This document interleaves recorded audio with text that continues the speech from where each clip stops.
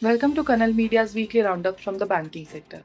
From mandatory targets and union meetings to manpower shortages and re-KYC controversies, here are the top banking developments from this week. PNB sets mandatory PMJJBY enrollment targets. Weekend special camps for non-compliance. Punjab National Bank introduced strict PMJJBY enrollment targets with weekend camps. Employees fear penalties for missing goals, highlighting stress from forced targets and compliance pressure. The move has drawn attention to how business goals may impact staff morale and work life balance. WeBankers National Elections 2025 Online Voting and Post-Poll Dispute Explained. The WeBankers National Elections 2025 marked a milestone with OTP-based online voting for the first time in union history.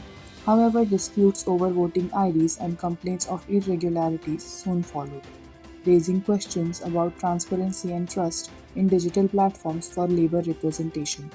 Colonel explained the voting process to help members understand how OTP-based ballots were cast and counted securely. Bank of Baroda AIBOBOU raises concerns over work pressure and WhatsApp misuse.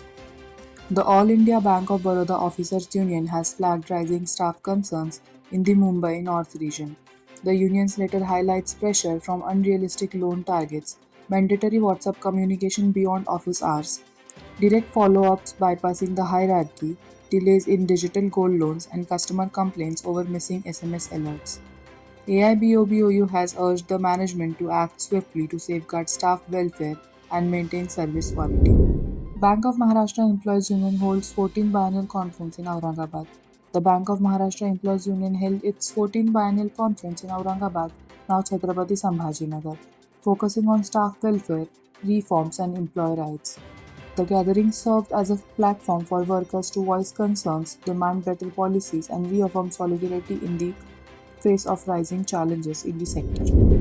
Indian Overseas Bank Berhampur staff's leaves banned amid quarter-ending pressure. Employees at Indian Overseas Bank in Berhampur, Odisha reported leave restrictions during quarter-end periods.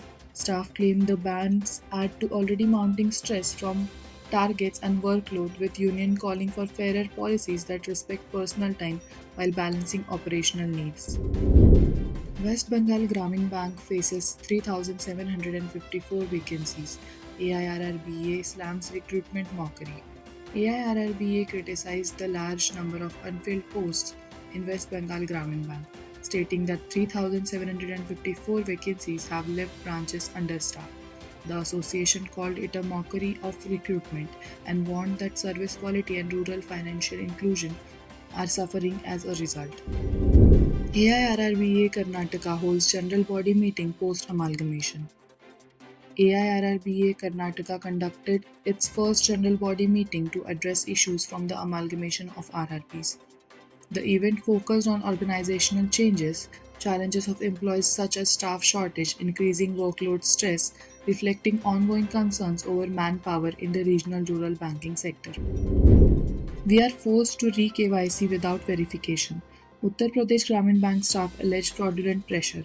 Employees in Uttar Pradesh Gramin Bank raised concerns that management is compelling them to conduct re-KYC processes without proper verification process.